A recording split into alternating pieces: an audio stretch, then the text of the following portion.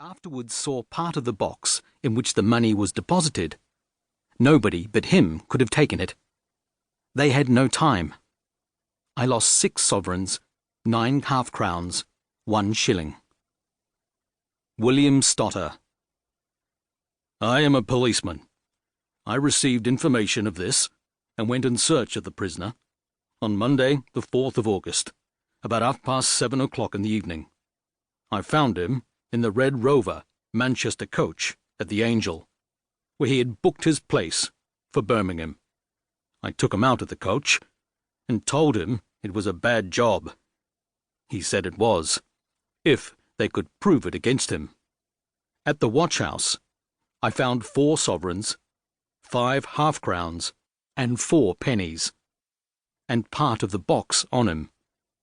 I found a purse with the silver and halfpence on him. The 4 sovereigns were in the box. Edwin Montague.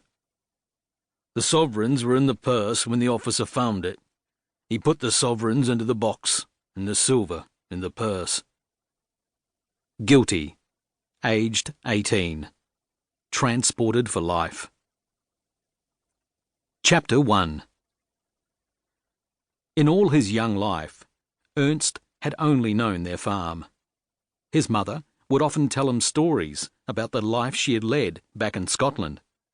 But all Ernst could do was nod, hoping his mother wouldn't notice he didn't share her longing.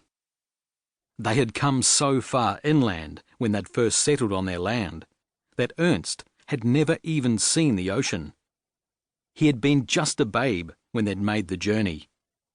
His mother promised him they'd go and see it as she swept her hand in front of her, bidding his eyes follow her gaze to her imagined waves, the sloshing blue she painted for him with her words.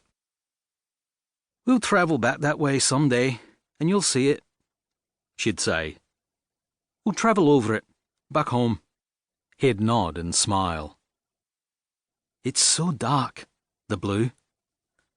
He'd nestled into her and try to tell her with his body they were home already. There wasn't any need for them to leave. But she was a hungry bird, never satisfied with the feed right in front of her.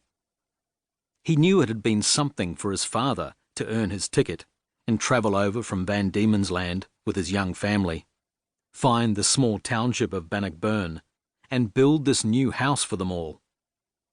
His mother, though, would quietly grumble when she thought he couldn't hear about the small size of the home, the large distance from the town, or the poor quality of the build, running her hands over the rough wood, latching the door closed with rope and nails, whispering about the need for a handle. But Ernst admired that his father had made anything at all. She was a slight woman, blonde hair clutched tight to her skull with a comb. She would look out the window as she spoke of the ocean, or she would look at the painting of the hills of Scotland his father had hung above the fireplace, and her eyes would go distant, like she had drowned in her memory. For the remainder of the day, she would not be wrenched out until his father returned.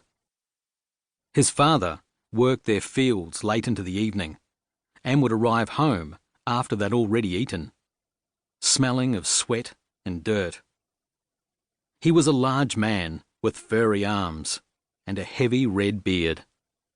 His words sounded like music when he spoke, like in him was some permanent song. He had a deep voice. He was stout, his stomach built of brick.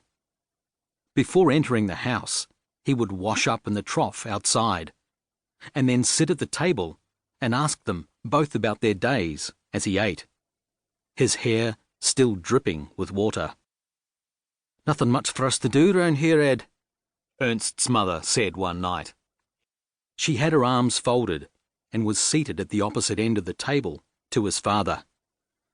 "I know," his father said. He spooned in some thick mutton stew, and it clung to his moustache. "You should take Ernst up to see that other boy. You get